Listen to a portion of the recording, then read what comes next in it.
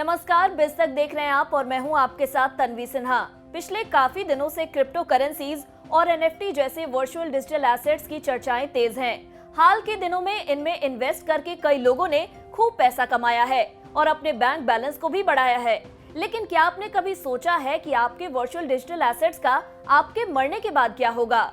हर कोई अपनी कमाई को सिक्योर रखना चाहता है। जिंदगी के बाद भी वे चाहते हैं कि ये पैसे उनके अपनों के लिए काम आ सके। ऐसे में ज्यादातर इन्वेस्टर्स जब भी निवेश करते हैं तो अपना नॉमिनी पहले बनाते हैं ताकि उनके जाने के बाद इसका इस्तेमाल हो सके।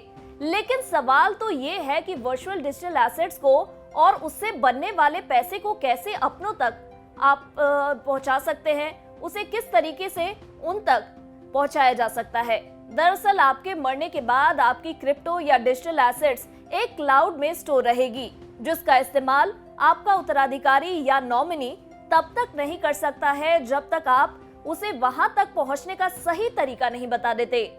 मूवी, आर्ट वर्क या ब्लॉकचेन या मौजूदा किसी भी चीज पर आप दावा करते हैं वो वहां हमेशा रहेगी। हालांकि स्थिति के आधार पर एसेट या तो बेकार हो जाएगी या उसकी वैल्यू कई गुना बढ़ सकती है।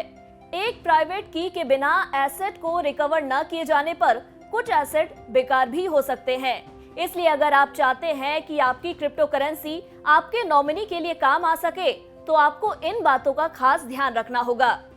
सबसे पहले ये सोचना जरूरी है कि आप अपने डिजिटल एसेट्स का एक्सेस किसे देने वाले हैं। याद रखें कि अपने क्रिप्टो वॉलेट का एक्सेस देने के लिए सही व्यक्ति को चुनना सिर्फ भरोसे की बात नहीं है। यहाँ आपको किसी ऐसे व्यक्ति को चुनना चाहिए जो तकनीकी रूप से जागरूक हो और जानता हो कि क्रिप्टो वॉलेट कैसे हासिल किया जाता है। वहीं इसके बाद एक वकील से वसीयत बनवाएं, क्योंकि वसीयत नॉमिनी को आपके एसेट्स पर कानूनी कंट्रोल देती है। अश्योर करें कि आपके वकील ने आपकी वसीयत में सभी जरूरी डिटेल्स शेयर की हो, उसमें शामिल किया हो और साथ ही एक डिजिटल निष्पादक या एग्जीक्यूटर का नाम भी शामिल किया हो, जिसके पास आपकी होल्डिंग्स की जानकारी होगी। इसके अलावा सुनिश्चित करें कि आपका डिजिटल निष्पादक या एग्जीक्यूटर जानता हो कि क्रिप्टो करेंसी तक पहुंचने के लिए उसे जानकारी की तलाश कहां करनी है। उसके पास सभी वेबसाइट, आपकी लॉगिन जानकारी, पासवर्ड, डिजिटल की और आपके द्वारा चुने गए किसी भी 2 फैक्टर ऑथेंटिकेशन का एक्सेस हो। तो ऐसे आप अपने कीमती डिजिटल एसेट्स को अपने जाने के बाद भी अपने नियर और डियर वंस के लिए यूजफुल बना सकते हैं। इसके अलावा सरकार भी वीडीए यानी वर्चुअल डिजिटल एसेट्स को रेगुलेट करने में इसीलिए लगी है ताकि आपके पैसे सेफ रहें और इन एसेट्स का दुरुपयोग नहीं किया जा सके। इसके अलावा अब क्रिप्टो एक्सचेंजों को लेकर नए नियम को भी जारी किया गया है। ये नए नियम कंप्यूटर इमरजेंसी रिस्पांस टीम यानी CERT द्वारा लगाई गई है। इसमें क्रिप्टो एक्सचेंजों को 5 वर्षों तक डेटा को स्टोर रखने कहा गया है। सभी वर्चुअल एसेट सर्विस प्रोवाइडर को देश के यूजर्स के लिए KYC फॉर्म से मिलने वाली जानकारी को अपने डेटाबेस में सेव रखना होगा।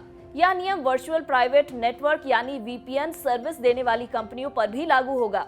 इसके अलावा संबंधित फर्मों को सिक्योरिटी नेटवर्क को किसी खतरे या हैकिंग का पता चलने पर 6 घंटे के अंदर उसकी रिपोर्ट देने को कहा गया है। चलिए अब एक बार नजर डाल लेते हैं क्रिप्टो बाजार पर। रात 10 बजे तक के आंकड़ों के अनुसार बिटकॉइन 1.7% उठकर 31,51,490 पर ट्रेड कर रहा था। इथेरियम 1.7% चढ़कर 2,30,160 पर कारोबार कर रहा था। टीथर 0.1% गिरकर 81 रुपए 63 पैसे पर पहुंच गया। वहीं सोलाना 0.1% बढ़कर 7,060 के पास आ गया। डॉजकॉइन 0.8% उठकर 10 रुपए 64 पैसे पर ट्रेड कर रहा था। तो ऐसे ही क्रिप्टो से जुड़ी खबरों के लिए और उससे जुड़ी अपडेट्स के लिए बने रहे हमारे साथ और देखते रहें बिज तक। धन्यवाद।